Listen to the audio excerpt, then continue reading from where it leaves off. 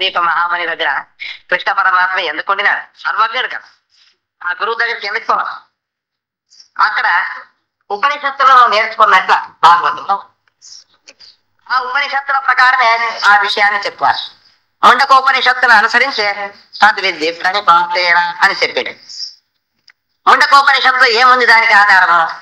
పరీక్షలో కాను కర్మ చిత్తాన్ బ్రాహ్మణో నిర్వేదమాయ నాస్త్యకృతకృతైన తద్విజ్ఞానార్థం సగురుమేవాపి గచ్చేత్ సమిత్వాణి శ్రోత్రియం బ్రహ్మనిష్టం. పరీక్షలో లోకములన్నీ అనిత్యం అని తెలుసుకొని కర్మ యొక్క ఫలం కూడా అనిత్యమే అని నిశ్చయించుకొని నిత్యమైన పరబ్రహ్మతత్వాన్ని తెలుసుకునే దానికోసం నిజమైనటువంటి ధీరుడు ఏం చేయాలా? సమిత్వాణి శ్రోత్రియం బ్రహ్మనిష్టం. శ్రోత్రియ బ్రహ్మనిష్ఠుడైనటువంటి గురువును దరిచేరాలా? ఎట్లా దరిచేరాలా? సమిత్వాణి సమిత్తులను చేత పట్టుకొని గురువు దగ్గరికి పోవాలి. సమిధలు అంటే అగ్నిహోత్రానికి కావలసినటువంటి కట్టెలు అవి. ఆ కట్టెలను మోపుగా కట్టుకొని వాటిని తీసుకొని పోయి గురునాథ ముందు వేసి సాష్టాంగ నమస్కారం చేయాలా అని చెప్తాను శాస్త్రం. ఈ కాలంలో అగ్నిహోత్రాదులు లేవు. నిత్యాగ్నిహోత్రులు ఉన్నారు, ధూమపానం చేసేవారు. కానీ ఆ అగ్నిహోత్రులు లేరు. ఈ రోజు గురువు దగ్గర పోవాలప్ప అంటే మనం ఏం తీసుకోపోవాలా? అరటి పండ్లు, యాపిల్ పండ్లు ఏమో ఉంటాయి కదా, అవి తీసుకోపోతాం. పట్టి చేత పోకూడదు అని. శ్రీగాదొట్టి అనే ఒక గ్రామం. ఆ గ్రామంలో నేను పనిచేస్తా ఉంటాను. మొట్టమొదటిసారి అక్కడ ఉద్యోగమే అక్కడే ప్రారంభమైంది. అక్కడ ఎవరు ఒకనొక కన్నేసి లోపలికి ప్రవేశించింది. ఏమండి నేను రాదు కదా అంటే రాండి అంటే లోపలికి వచ్చి వాళ్ళకి ఒక కుర్చీ వేసి కుర్చీ పైన కూర్చోండి. ఏం సమయం చాలా దూరం వచ్చిండారా? ఇక్కడంతా ఈ ఊర్లో నా చెట్లు ఉండాలండి, కొంచెం పంపిస్తారా మారాయికి? పిల్లలు చెప్తే మారాయికి పోయి మారాయికి తీసుకురా మారయ్యా బొమ్మయ్యా అంతా కలిసి సాగి వచ్చినారా? అందరూ బీడి కట్టలన్నీ తీసుకొని చేతిలో పట్టుకొని అది సమితులు బీడి కట్టలు, సంగి కట్టలు, ఆకు ఒక్క సిద్ధపత్రి అంటారు కదా, అది తీసుకొని వాళ్ళు ఆ స్కూల్లో ప్రవేశించిన వచ్చే సాగం ఇన్ని పెట్టి సాష్టాంగా వస్తారు. అప్పుడు స్వామి ఇంకా వీడంతా పడుతుంది, నేను ఏమనే లేదు, ఊరంతా పెద్దగా ఉన్నాను, ఎక్కువ అంటే కాసరాగా రాదు. ఇంక నేను ఊరుకుంటే అప్పుడు మీరు ఇప్పుడు అందులో ఏమన్నా తెస్తే అప్పుడు నేనేం చేస్తాను, ఒకటి మళ్ళా మీకు ఇస్తాను. అట్లా ఆ డీడీలన్నీ తీసుకొని నేను డీడీలు అందరికి ఇస్తా ఉంటే ఇంకా వాళ్ళు ఇంకా గురువు ఎప్పుడు అట్టించినా శిష్యులు అట్టించి ఏం పొగ బయటకు పోతా ఉంది, బయట ఉండే వాళ్ళకి ఏం సార్ పొగ అని వచ్చిందాం. అట్లా ఈ కాలంలో జరుగుతూ ఉంటుంది. ఆ కాలంలో సమిత్తులను ఏరుకొని వాటన్నిటిని మోపుగా కట్టుకొని అవన్నీ తీసుకువచ్చి గురువు ముందేసి నమస్కారం చెప్తారు. మొదటికి అచ్చ చేస్తా ఉంటారు. ప్రతి చోట చూడండి ఉపనిషత్తులో సమిత్వాణి అశ్వపతి దగ్గరికి 6 మంది మహర్షులు పోతారు కదా, వాళ్ళు సమిత్వాణులు అయిపోతారు. విప్లవాద మహర్షి దగ్గరికి పోతారు కదా, సుఖేశాది మహర్షులు, వాళ్ళు కూడా సమిత్వాణులు అయిపోతారు. అట్లా సమిత్వాణులు అయిపోయేదే శాస్త్రీయమైనటువంటి పద్ధతి. ఈ కాలంలో దానికి బదులు పండ్లు ఇటువంటివన్నీ ఉంటా ఉన్నాయి. అది అట్లా మొత్తానికి ఏమప్ప అంటే జనులకి గురువుకి మనం ఇంటిని ఇస్తా ఉన్నాము, ఆయనకి ఆనందం అవుతుంది అని అట్లా వాళ్ళు అనుకోలేదు. అందువల్ల సుమారు 15 ఏళ్ళ క్రితం మాట అక్కడ కళ్యాణ మండపం ఆహ్వానించింది. అక్కడికి పోయింది. అక్కడ వేదాంతం చెప్తా ఉంటే నా కాపాటకు కూడా కొందరు అక్కడే పనిచేస్తా ఉంది. మరవాడు వచ్చానప్ప రాని ఎంత కూడా ఇంకా వేదాంతం వినడానికి వచ్చి వాళ్ళు ఏం చేసి ఆ దినం వేదాంతం విన్నాక మరుసటి దినం తిరుపంటారంతా ఒకదాని నిండా అంత జిలేబీ పెట్టుకొనిన్నారు, మరి ఒక దాంట్లో ఇంకొక తిండి పెట్టుకొనిన్నారు. అవన్నీ దాంట్లో చేసుకొని వాటన్నిటిని తీసుకొని వచ్చి నమ్మకం పెట్టి నమస్కారం చేసి ఏమబ్బా ఇవన్నీ పెట్టి ఇక్కడ నమస్కారం చేస్తాను. సరే నీకోసమే సరే ఉత్తు చేతులు తప్పకూడదు అని నీ దగ్గరికి తెచ్చిన ఇవి నీకు ఇప్పుడు 10 రోజులు ఇక్కడ ఉపన్యాసం చెప్తారు కదా, మీకు తినే కావాలి ఇట్లా ఇది నేర్చుతో అట్లు చేసినాము, ఇవన్నీ మీరు తినాలా, అప్పుడు మాకు పుణ్యం లభిస్తుంది. అప్పుడు మీరు జ్ఞానాన్ని మాకు ఉపదేశిస్తారు. వాళ్ళు ఏమమ్మా ఈ రీతిగా ఎంతమంది గురువులు నేర్చుకుంటారు మీరు సరిగ్గా చెప్పండి. గురువులకి ఇట్లా మంచి మంచివి మీరు పెట్టేస్తే వాళ్ళు తెలుసు, నిద్ర తెలుస్తున్నారు. నిద్ర వచ్చిన వాళ్ళు ఇంకేం చెప్తారు మీకు? ఏమంటారు సార్, అదే నిజమే. మరి ఇట్లంతా తీసుకొని వచ్చేది ఇచ్చేది సరిగ్గా మొదటి తీసుకోమన్నప్పుడు ఇటువంటివన్నీ తింటే మరి వేదాంతం మనం ఇంకేం చెప్తాము? మనం జనలేమనుకుంటారు, స్వామి వచ్చినాడు, స్వామికి మంచి మంచి చేసి పెట్టాము. అప్పుడు గురువులు మరి వచ్చినాడు అనే ఇంట్లో రకరకాలైనటువంటి పదార్థాలంతా చేసి దినమో గురువు పండుగ, దినము ఒక్కొక్క భక్తులు తీసుకుపోతా ఉంటారు. ఈ స్వామి వచ్చి చాలా దినాలా మంచి మంచి చాలా బాగా. ఈ రీతిగా గురువులు ఆయా భక్తుల యొక్క ఇంట్లో మంచి మంచి ఆహారం తినగా వారి శరీరము రోగాలైనవి. అందుకే రామకృష్ణానందగిరి స్వామి వారు గీతామణి పత్రికలో ఒకసారి ఏం రాసింటే, భక్తులు నాకు శత్రులు అని యజ్ఞం ఇచ్చింది. భక్తులు ఇంట్లోకి పోతే భక్తుల మనకు నేటి మాకు లేనిపోని రోగాలు తెచ్చిపెట్టి ఇంట్లో తీసారి పోయలేదు నేను, వాళ్ళు మాకు శత్రువులు అని వాళ్ళ పత్రికల సర్దక్షాలలో రాసింది. మీరు కూడా చదివింటారు. అట్లా ఎట్లా జరిగిన కంటి దినం ఇంకొక ఇంట్లో ఎట్లా జరిగారంట. మాకులే 5 రోజులు హాయిగా గడిచింది అంటారు పొద్దున ఇంటికి పైన. ఎక్కడ పోయింది అక్కడ పోయింది, ఏమి అక్కడ ఏమి విశేషం అని వీటికి చెప్తారు. భక్తులు అట్లా వస్తారు, తెలుసుకోపోతారు. నేను కదా అని ఇంకోసారి నేను కూడా వస్తాం అని బాగా విద్య కనిపాతేన పరిప్రశ్నేన సేవ. అక్కడేమంటాడు కృష్ణ పరమాత్మ, సమిత్వాణి అదే లేదు. ఇది ఒకటి గమనించాలి మనం. అక్కడ పరీక్షలో కారణం కదా, దాంట్లో సమిత్వాణి శ్రోత్రియం బ్రహ్మనిత్యం అని. తత్విద్య ప్రణిపాతేన పరిప్రశ్నేన సేవయా, ఇంతే. కానీ సమిత్తులు తీసుకురండి అనే మాట ఏం లేదు. అక్కడ అభిప్రాయాన్ని గురువు దగ్గరికి పోవాలా, మొదట మనం ఏం చేయాలా అని సాష్టాంగ నమస్కారం చేయాలా, సేవ చేయాలా. వారి సేవ చేయాలంటే వారు చెప్పిన ఆయా విషయాలను శిరోధార్యంగా భావించాలా, ఆయా పనులు ఖచ్చితంగా చేయాలా.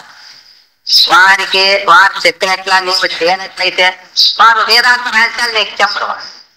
అందుకోసమే వారికి సేవ చేయాలా. తాన శుశ్రూష, అంగ శుశ్రూష, భావ శుశ్రూష, ఆత్మ శుశ్రూష అనేవన్నీ చేయాల్సింది అని ఉంది కదా. తర్వాత ఇంకోటి పరిప్రశ్నేనా, పరిప్రశ్న చేయాలా అంటే ప్రశ్న అడగాల అని అర్థం. ఇంత మాత్రం కాదు, ప్రశ్న కూడా అడగాల్సిందే. నీకు ఏమైనా సంశయాలు ఉంటాయి అనుకోవాలా.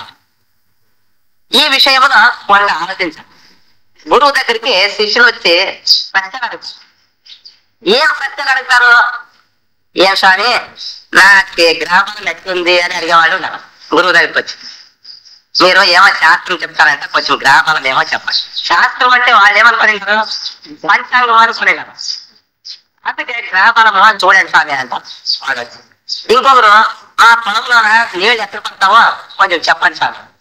స్వామి మీరు మా ఇంటికి రావాలా, మీ పాత జోడి చూడాలా అని అట్లంటారు. ఒక్కొక్క రీతిగా చెప్తారు కదా. ఇక్కడేం చెప్తా ఉన్నారు భగవంతుడు, పరిప్రశ్న చేయాలంటే మనం ఏమైనా ప్రశ్నలు అడుగుతాం కదా. మూలాధార చక్రం ఎక్కడ స్వామి అని. కొందరు ఆయువుంది అంటారు, కొందరు జ్ఞానేంద్రియంలో మూలాధార చక్రం ఉంది అంటా ఉంటారు. నిజంగా మూలాధార చక్రం ఎక్కడుంది? మూలాధారము, స్వాధిష్టానము, అనాహతం, మణిపూరకం, విశుద్ధము, ఆజ్ఞ అనే 6 చక్రాలైనా 8 ఉన్నాయా 9 ఉన్నాయా 10 చెప్తారు, కొందరు 11 చెప్తారు. అరే దీంట్లో ఏది నిజము అని ఇట్లా ప్రశ్న అడుగుతాం మనం గురువులు. ఇంకా ఏమడుగుతారు, ఏం స్వామి పంచీకరణము కాదు, పంచీకరణం బదులు కొందరు త్రివృత్తికరణము నేర్చుకున్నారు కదా. ప్రవృత్తి ధర్మాన్ని చెప్పేవాళ్ళు ఇట్లా పంచీకరణాన్ని చెప్పాలని అంటారు. పంచీకరణము మనము దేన్ని అనుసరించాలా అని ఇట్లా అడుగుతారు. ఇట్లంతా ప్రశ్నలు అడుగుతారు కదా. ఇంకా అంతేకాదు స్వామి జగత్ అని అంటూ ఉంటారు కదా, వేదాంతం అట్లంటే ఏమి అని. కొందరు అజహత్ అంటారు, అట్లంటే ఏమి. ఇట్లా జాగజాత్ అని ఇంకా కొందరు అంటారు, అట్లంటే ఏమి. ఇవన్నీ మాకు తెలీదు, వాటిని మాకు చెప్పాలా. ఈ ప్రపంచం ఎట్లా పుట్టింది అది చెప్పాలా. పంచీకరణం ఏ రీతిగా తయారైంది, ఈ శరీరం ఎట్లా పుట్టింది, ఇంద్రియాలు ఎట్లా పుట్టినాయి, మనస్సు, బుద్ధి, చిత్తం, అహంకారం, ప్రాణాలు ఇవన్నీ ఎట్లా తయారైనాయి అవన్నీ మాకు చెప్పండి అని అంటారు. ఇట్లా ప్రశ్నలు అడిగినాం మనం. దానికి ముండకోపనిషత్తు ఏమని అంటుంది, గురువు దగ్గర పోయి మనం ప్రశ్నలు అడగాలని ఉంది. అందుకే స్వామి ఈ దినమంతా మిమ్మల్ని ప్రశ్నలు అడుగుతాము అని భక్తుడు అడగవచ్చు. అయితే అటువంటి ప్రశ్నలకు అవకాశం లేదు మన ఉపనిషత్తులో. మహర్షులు వాళ్ళు ఏమంటారు, ముండకోపనిషత్తులందు అక్కడ గురువు శిష్యుల యొక్క సంహారం ఉంటా ఉంది. అంగిరస మహర్షి గురువు, శౌనకుడు శిష్యుడు. శౌనకుడు సమిత్వాడే వచ్చింది. ఎక్కడ అంగిరస మహర్షి దగ్గరికి వచ్చి సమిత్తుల కిందనే సాష్టాంగం చేశారు, కూర్చున్నారు. నీకేం కావాలమ్మా అని అడిగితే ఏమంటారు, యస్మిన్ విగ్రహే సర్వమిదం విగ్రహం భవతి. స్వామి ఏ ఒక్కదాన్ని తెలుసుకుంటే అంతా తెలిసిపోతుందో దాన్ని నాకు చెప్పండి. ఎంత బాగా అడుగుతాం అట్లా. ఏ ఒక్కదాన్ని తెలుసుకుంటే ఒకటే నేను తెలుసుకోవాలి అంతే, అన్ని తెలిసిండాలి. మేము ఎట్లా ప్రశ్న గురువులకి అంటే ఈ ఉపనిషత్తు చెప్తున్నాను. అస్తమానం నేను ప్రశ్న వేసేది నేను చెప్పేది, నేను ప్రశ్నించేది నేను చెప్పేది. ఇట్లు రాదు అని అతని అభిప్రాయం, శివనకుని యొక్క అభిప్రాయం. పొద్దుగురుగురు నేను అడిగేది, నీవు పొద్దుగురుగురు చెప్పేది. ఎట్లుంటారు ఏదో ఒకటి నేను చెప్పినామంటే అన్ని తెలిసినాం. అది ముగిసిపోవాలి, వాళ్ళు అడగరాదు. స్వామి అటువంటి తత్వం నాకు కావాలి. ఏ ఒక్కదాన్ని తెలుసుకుంటే అంతా తెలిసిపోతుందో అది నాకు కావాలా. ఎంత బుద్ధిమంతుడు అయ్యిందో ఆ శిష్యుడు. ఒక ఊరిలో శివభక్తుడు, ఆయన ఒక అరణ్యానికి పూజ కోసం పోయామని, శివుని పూజ కోసం పోతా ఉండే. అక్కడ ప్రతిదినము కొన్ని గంటల సేపు పూజాధికం అంతా చేసేది, భజన చేసేది తనవుడే. ఇట్లా చేసిన వాడు కొంతకాలానికి ఆయన పూజ చేస్తూ ఉంటే పరమేశ్వరుడు ప్రత్యక్ష. ఆయన నీవు చాలా శ్రద్ధగా పూజ చేస్తా ఉన్నావు, ఈ అరణ్య ప్రాంతానికి ఎవరూ రాదు, నీవు నన్ను పూజిస్తున్నావు, నీవు నిజమైన భక్తుడే, నీవు ఇంతకాలము తపస్సు చేసి ఇది పూజ అది చేసినావు, అందుకోసం నీకు ఏమైనా వరాలి ఇవ్వాలి అనుకున్నాను. కావున ఏదో ఒక వరం అడగల, నాలుగైతే అడగాలప్ప, ఒకటే అడగలచ్చు. ఏం కావాలి, నీకేం కావాలి అడగవాలి అంటే ఆలోచనలో పడే మనవాడు. సరే చాలా కోరికలు ఉన్నది, ఏం చేయాలా, నేను ముందే చెప్తే కదప్ప, నేను చేసిందాం పూజ, నాకు తగినంత పరం అంతే, ఒకటే ఒకే ఒక అడగలేము, ఎక్కువ అడగడానికి లేదు అంటే. అట్లయితే మా ఇంటికి పోయి నా తండ్రి తల్లి భార్య వాళ్ళంతా అడిగి ఏం కావాలో నిశ్చయం చేసుకొని తర్వాత వచ్చి నిన్ను అడుగుతాను. కానీ నీవేనే ఉంటావు కదా, నేను ఎక్కడ పోతానమ్మా, నీవే ఇంకా ఎత్తిపోతే పోతావు, నేను ఇక్కడే ఉంటాను, నీవేం అనుమానం పడదు, నీవు ఎప్పుడొచ్చి గంట వాయిస్తే అప్పుడు నేను మాట్లాడతాను. నువ్వు అడిగినప్ప ఒకటే చూడు కోరిసింది, ఒకే వారమే అడగల, ఎక్కువ అడగరాదు. ఇంకేమి ఇంటి దగ్గర పోయి బయట కచ్చిపోయిన తండ్రి కూర్చొని తండ్రి దగ్గర మాట్లాడుతున్నాను.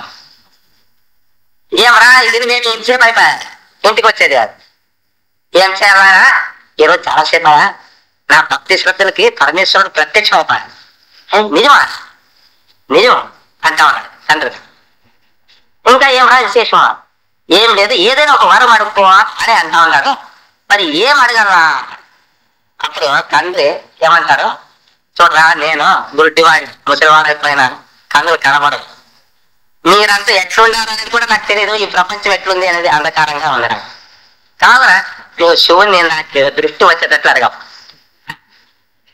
అట్లా కానీ లోపలికి పోతే అక్కడ తల్లి ఉంది.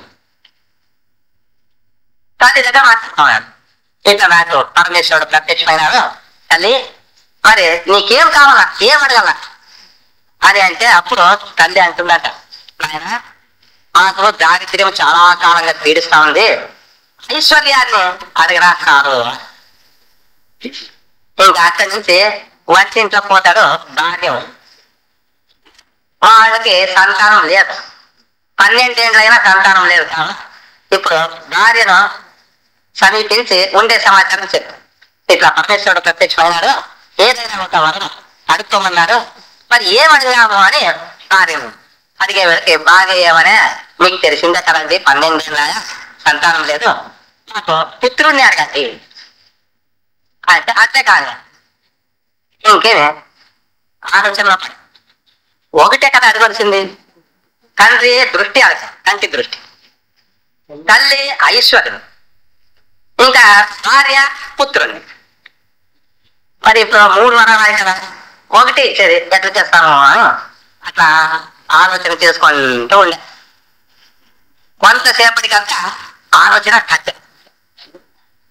ఇంకేమి దేవాలయం దగ్గరికి పరిగెత్తారు మనోడు, బండి కొట్టా పరమేశ్వరుడు కట్టగా ఏమమ్మా అడిగొచ్చినావా, అడిగొచ్చినావు సార్, ఒకే వరం చూడ ఒకటే అడగవా, ఒకటే అడుగుతానా, మా తండ్రి బంగారు ఊయలలో ఊగే మనవుడిని చూడాలి, ఒకటే, ఇది ఒకటి అడిగింది అనే వేళకి ఈశ్వరుడు నవ్వు కథాస్తాను అంటే మా తండ్రి ఎట్లా, మా తండ్రి బంగారు ఊయలలో ఊగే ఎట్లా మనవుడు బంగారు ఊయలు అనే వేళకి తల్లి కోరిక తీరే కదా, మనవుణ్ణి అనే వేళకి పుత్రోదయం భార్య లభ్యమాయ, తర్వాత చూడాలా అన్నప్పుడు గట్టి దృష్టి మనకి, అంటే 3 వరాలు దాంట్లోనే ఉంది. అట్లా మన శవనకుడు సామాన్యుడు కాదు,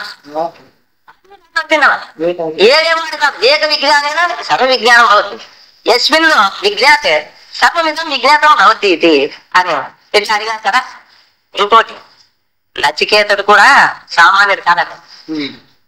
నచికేతుడు ఏమడుగుతాడు, మొదటి నేను ఇంటికి వెళ్ళినప్పుడు నన్ను నా తండ్రి గుర్తుపట్టి ఇంటిలో తెలుసుకోవాలి.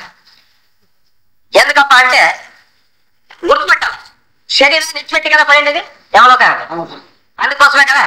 ఇప్పుడు ఏమంటా ఉన్నాడు, 3 వరాలు ఇయ్యాల, 3 వరాలు మొదటి వరం అడగప్ప అని ఏమంటారు రాజా. ఆ మొదటి వరంలో ఎన్నున్నాయి లెక్కేస్తాను. ఇప్పుడు నేను ఇంటికి వెళ్ళినప్పుడు అంటే నన్ను ఇంటికి రాపా మరొక వరం వచ్చింది కదా, నేను చనిపోయిన మా దృష్టిలో తల్లిదండ్రుల దృష్టిలో చనిపోయినా నీ చేతికి దొరికాను, ఇప్పుడు నీ డిపార్ట్మెంట్ లో నీకు అధికారం ఉంది అని అట్లా. నేను ఇంటికి పోయినప్పుడు అంటే నన్ను ఇంటికి పంపియమ్మా అని అడగదు, నేను ఇంటికి పోయినప్పుడు మా తండ్రి నన్ను గుర్తుపట్టి ఇంటిలో తెలుసుకోవాలా, అప్పుడేమి ఆనందంగా ఆయన ఇంటిలో తెలుసుకోవాలా కదా. అప్పటికేమి పితృ సౌమనస్యాన్ని అడిగినారు, తండ్రికి ఏకాగ్రత శాంతి సౌమనస్యము ఇదంతా లభ్యం కావాలనే కదా అక్కడ అభిప్రాయం. అక్కడికేమి దాంట్లో వరాలు అంతర్భావంగా ఉన్నాయి.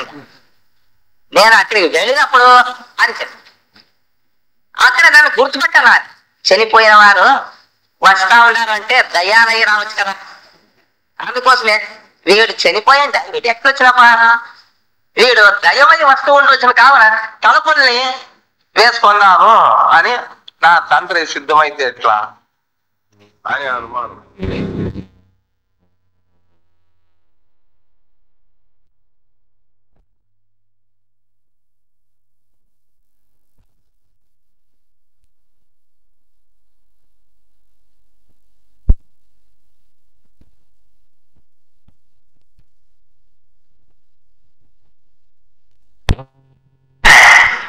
నచికేతుడు కావున ఆయన కూడా చాలా బుద్ధిమంతుడు ఈ విషయంలోనా. మరి ఈ భక్తుడు శివభక్తుడు ఇంకా బుద్ధిమంతుడు కదా, 3 వరాలు ఒకే వరంలోనే 3 వరాలు. మరి ఇటువంటిది అడగాలని ప్రేరేపించింది ఎవరు అని మళ్ళా ఆ శివుడే తన హృదయంలోనే ఉంది. ఎందుకు అంటే ఇలాగా పూజ చేశారు వాళ్ళు, పూజ చేసినందువల్ల అంటే సాధన వల్ల ఈ సిద్ధాంతం లభించింది అని అయింది. అది అట్లనే అంటే ప్రశ్న అడిగా, ఏం ప్రశ్న అడిగినారమ్మా, యస్మిన్ విజ్ఞాతే సర్వమిదం విజ్ఞాతం అవుతుంది. ఏ ఒక్కదాన్ని వింటే అంతాగినట్లయిపోతుందో తెలుసుకున్నట్లయితుందో దాన్ని నాకు చెప్పేయండి అని అంటే దానికి గురునాథుడు ఏం చెప్పాలా, తపసాచీయతే బ్రహ్మ తత్వన్నం అభిజాయతే అన్నాడు మన సత్యం లోక కర్మ సుచామృతం అని చెప్పారు. ఇది ఎంత మట్టుకు సరిపోతుంది, సందర్భోచితంగా ఉందా? తపస్సు వల్ల బ్రహ్మను ఒప్పుకుంటుంది అని, ఒప్పుకుంటుంది అంటారు కదా, అంటే యాకోచం చెప్తుంది, శమనమవుతుంది అని అర్థం. శుద్ధ బ్రహ్మం శబల బ్రహ్మం అవుతుంది అంటారు కదా సృష్టిక్రమం. శుద్ధ బ్రహ్మం శబల బ్రహ్మం అయింది, తపస చీయతే బ్రహ్మ. అట్లా ఆ వస్తువు నుంచి తతో నవజాయతే అన్నము, అన్నం వల్ల లోకాలు సత్యము అంత పుట్టున్నాయి. ఇట్లా ఈ ప్రపంచం అంతా పుట్టింది అని అడిగింది ఆయన. ఏ ఒక్కదాన్ని తెలుసుకుంటే అంత తెలిసిపోతుందా? దాని గురించి చెప్పండి అంటే ఈయన సృష్టిక్రమం. నేనేమంటా ఉంటాను, కాశీకి ఎప్ప పోయేది అని మిమ్మల్ని అడిగితే మా ఇంట్లో అక్కడ వంట అయింది రాజస్వామి అని తక్కువతుంది. ఆ ప్రశ్నకు సరైనటువంటి జవాబు చెప్పాలా? ఏ ఒక్కదాన్ని తెలుసుకుంటే అంత తెలిసిపోతుందా? దానికి చెప్పమ్మా అంటే నువ్వు ఈ ప్రపంచం ఎట్లా సృష్టి అయింది అని చెప్తే కావున కోవిదారాచతే పతంజలి మహాభాష్యంలో కొంత మాట చెప్తారు. మామిడికాయల గురించి అడిగితే ఒక ఆడకుడు బెండకాయల గురించి మాట్లాడినాడు. కావయ్యా నేను మామిడికాయల గురించి నేను అడుగుతా ఉండేది అని అన్నాను. ఆ రీతిగా ఈయన అడిగింది శుద్ధ సచ్చిదానందమైన పరబ్రహ్మ తత్వాన్ని గురించి ఈయన అడిగితే శిష్యుడు గురువు ఏం చేస్తాడు? సృష్టిక్రమం చెప్తాడు. ఎందుకు చెప్పారప్ప సృష్టిక్రమం అని. ఇంకా తర్వాత ఇంకొక మంత్రం ఏం చెప్తారు? ఇదంతా ఈ సమస్త జీవనాంతా పరమాత్మ నుంచి బయటకు వచ్చినారు. యథాగ్నే క్షుద్రా విస్ఫులింగా విచ్చరంతి. అగ్నిగుండం నుంచి అనేకములైన వెనుగలు ఎట్లా బయటకు వస్తాయో అట్లా పరమాత్మ బ్రహ్మాగ్ని స్వరూపుడు. ఆయన నుంచి సకల ప్రాణులన్నీ మెరుగులు మాదిరి అన్ని బయటకు వచ్చినాయి. పృథివ్యా పౌషరయ సంభవంతి సంభవతి విశ్వం అంటే భూమి నుంచి రకరకాలైనటువంటి చెట్లు బయటకు వస్తాయి కదా ఔషధులని. యథా పృథివ్యా ఔషధయ సంభవంతి, పృథివీ నుంచి ఏ రీతిగా ఔషధులన్నీ బయటకు వచ్చేస్తాయో ఆ రీతిగా పరమాత్మ అనే అగ్నిగుండం నుంచి ఈ మెరుగుల మాదిరి ఈ జనమంతా జన్మించినారు. యథాగ్నే క్షుద్రాస్ఫులింగ అనే దానికి అది విశిష్టార్థం. తర్వాత పృథివ్యా ఔషధయ సంభవంతి తథాక్షరాత్ సంభవతి విశ్వం. ఈ విశ్వం ఇదే రీతిగా అక్షర స్వరూపం నుంచి పుట్టింది అని చెప్తాం. అక్షరం అంటే నక్షరతీతి అక్షరం అంటే నాశనం లేనటువంటిది అని. నాశనం లేనటువంటి పరబ్రహ్మం నుండి ప్రపంచం పుడతా ఉంది. ఇదేమమ్మా ఈయన అడిగిందేమి? ఏ ఒక్కదాన్ని వింటే అంతా విన్నట్లయితుంది అదే కదా అడిగింది. ఇంత చెప్పినా ఇంకా జవాబు రాలేదు కదమ్మా అదే అనిపిస్తాం. సృష్టి విచారాన్ని ఈయన చెప్తా ఉన్నాడు. ఆయన అడిగింది చూస్తే బ్రహ్మ విచారం. ఇప్పుడు ఏ రీతిగా అన్వయం చేసుకోవాలా అంటే ఈ సకల పదార్థాలు పరమాత్మ నుంచి పుడతా ఉంటాయి, పరమాత్మ ఎందే ఉంటాయి, సదాకు పరమాత్మలోనే పోతాయి.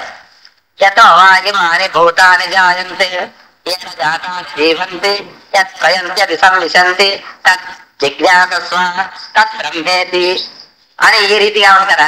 దానిపైన బ్రహ్మసూత్రాల్లో జన్మాద్యస్య ఆ సూత్రం ప్రవృత్తమైంది.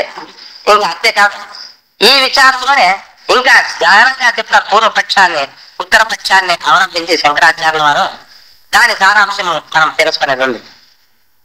అంటే అది పరమాత్మ నుంచి ఈ ప్రపంచం అంతా పుట్టింది కావా పరమాత్మ వీరి ప్రపంచం లేదు అని. అప్పుడేమో పరమాత్మ ప్రపంచం రెండు పదార్థాలు లేదు, ఒకటే ఉండేది. వాచారంభం వికారం నామధేయం వృత్తికేత్యవ సత్యం అనే కుండ మార మంట ఎన్నో తయారు చేశారు కుమారి. అదంతా దేని నుంచి తయారైంది? మట్టి నుంచి తయారైంది.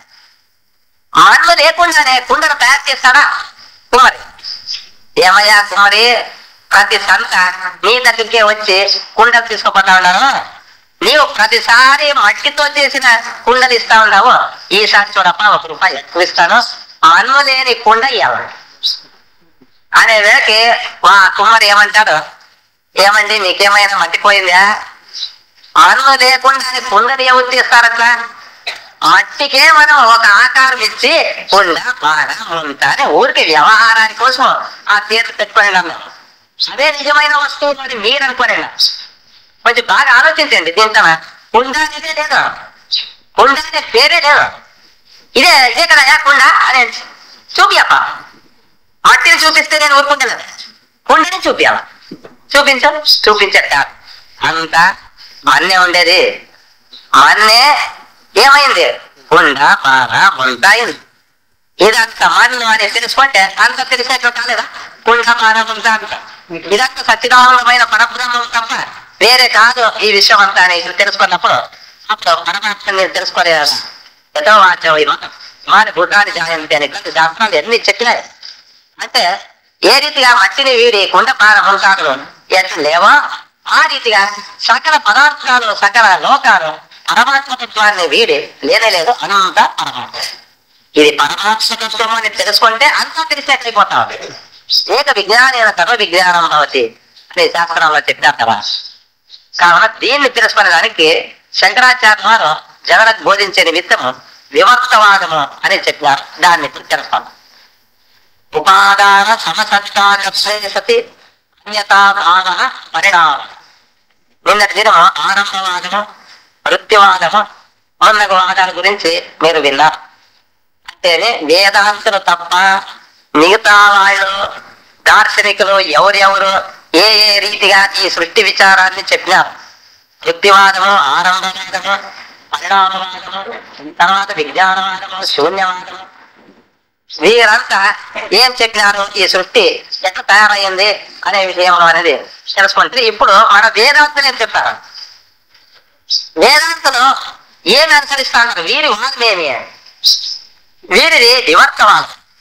ఉపాదాన విషమ సత్తాకత్వే సతి అన్యతా భావన వివర్తక, ఉపాదాన సమసత్తాకత్వే సతి అన్యతా భావన పరిణామ.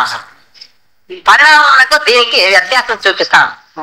పరిణామవాదానికి వివర్తవాదానికి ఉపాదానం సమసత్తాకంగా ఉంటుంది. పరిణామవాదం సమసత్తాకం అంటేనే వ్యావహారిక సత్తా, ప్రాతిపాదిక సత్తా, పారమార్థిక సత్తా అని మీరు వినింటారు. పరమార్థ చింతామణిలో కూడా వస్తుంది సత్తాత్రయ విచారం.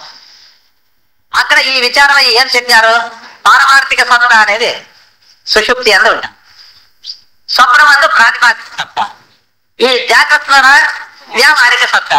ఇక్కడి సత్తా ఉండే సత్తా ఒకటే. అదే ఏమైతా ఉంది, ఇక్కడ ఉండే సకల పదార్థాలని తనలో లీనం చేసుకుంటా ఉంది. నామరూపాలన్నీ ఈ వ్యావహారిక సత్తాన్ని వీడి లేనే లేరు అని తెలుసుకున్నప్పుడు దాని పైన స్వప్నం కూడా అట్లే కదా. ఇంకా సర్వస్వము నీలో సుషుప్తి కరిగిపోయాయి. అప్పుడు శుద్ధమైనటువంటి సద్రూపమే ఉంటా ఉంది. అది పారమార్థిక సత్తా. ఆ పారమార్థిక సత్తే క్రమంగా ఏమవుతుంది, వ్యావహారిక సత్తా అంటేనే స్వప్నంగా జాగ్రత్తగా అదే తయారయ్యారు. కావున ఈ సత్తాత్రయంలో వ్యావహారిక సత్తా ఏమీ లేకుండా భారమంతా ఇవన్నీ వ్యవహార యోగ్యంగా ఉంటాయి కదా వస్తువులు, అవన్నీ వ్యావహారిక పదార్థాలు. ప్రాతిపాదిక పదార్థాలు అంటేనే ఆశ చీకట్లో పాపం అని చూస్తా ఉన్నాను. అదిగో పామరే పారసం ఎక్కడుందిరా పాపం అంటే అదిగో అట్లుందమ్మా పోతట్లకి అని అంటారు. అప్పుడు పోదమ్మా అక్కడ ఏముందో చూస్తామని టార్చ్ చూస్తానే అక్కడికి పోతాం. టార్చ్ చూస్తే ఏముంది, ప్రాతిపదిక ఉంది. అంటేనే ఇంతవరకు ఏముండే అక్కడ, ఏ ఉనికి ఉండే దానికి ప్రాతిభాషికమైనటువంటి ఉనికి ఉండింది రజ్జువుకు. ఇప్పుడు వ్యావహారికమైనటువంటి సత్తా కనిపిస్తా ఉంది. అదే ప్రాతిపాదిక సత్తాగా తయారవుతా ఉంటారా. కావాలా దూరంలో పోతా ఉంటారు, ఎడారి వాళ్ళకి నీళ్ళు కావాలా అట్లా చూస్తారు. అలాంటి దూరంలో ఒక సరస్సు కనిపిస్తా ఉంది, నీళ్ళు తాగేదాని కోసం బిరిబిరి పోతాను. అది ఇంకా ముందు పోతాను సరస్సు. ఇదేమో ఇట్లుండే ఎత్తుపై అట్లా సరస్సు అని బిరిబిర దర్చి పోతా ఉంటారు. ఇంకా అవతలు ఉండేది, ఇంకా పోతూనే ఉంటారు.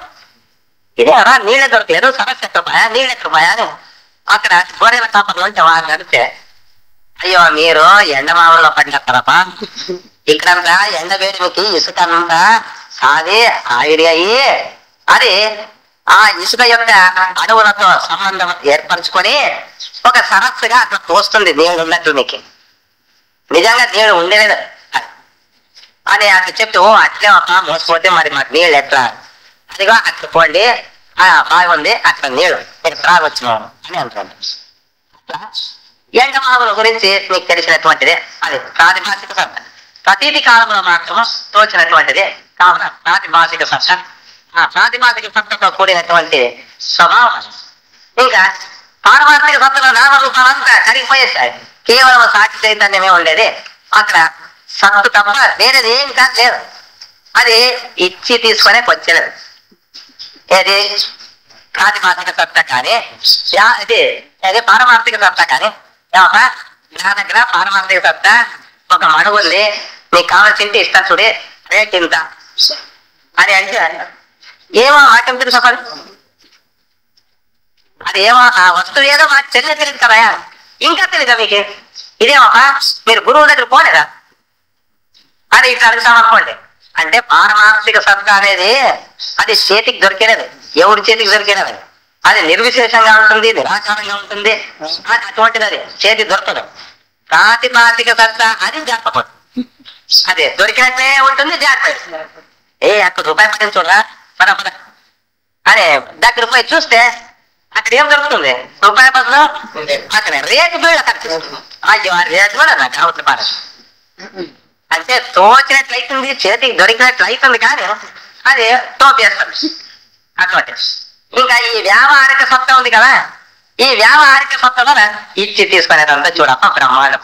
దీంట్లో వ్యవహారం ఏమి, పెళ్లి ఏమి, పేరంటాలు ఏమి, ఇంకా యాత్రలేమి, ఇంకా ఆ వస్తువులు ఇంకోరికి ఇచ్చేది, వాళ్ళ వస్తువులు మనం తీసుకునేది, వినిమయం, ఇదంతా దీంట్లోనే ఈ గలాటంతా జరుగుతూ ఉండేది.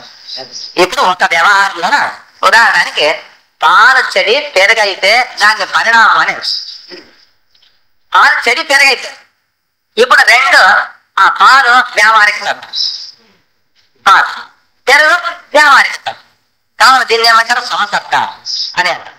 రజ్జు సర్ప న్యాయంలో రజ్జువు సర్పం రెండు ఉంటుంది. అక్కడే ఉంది రజ్జువు ఎటువంటిది? వ్యావహారిక సత్తా. సర్పం అనేది ప్రాతిపాదిక సత్తా, అది విషమ సత్తా. దాన్ని విషమ సత్తా అంటారు. అదే వివర్తం అని. ఇంకేం లేదు. శంకరాచార్యులు వివర్తవాదం చెప్పారు. అంటే అర్థమేమి? రజ్జువు సర్ప రూపంలో తోచేది. రజ్జువు సర్ప రూపంలో తోస్తుంది. నిజంగా తోస్తుందా?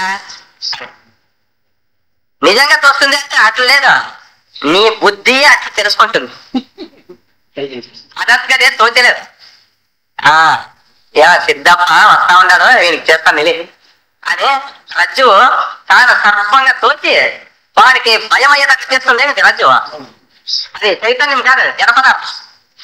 అయితే వ్యావహారికంగా మనం ఏమంటా ఉన్నాము? రజ్జువు సర్పంగా తోస్తుంది.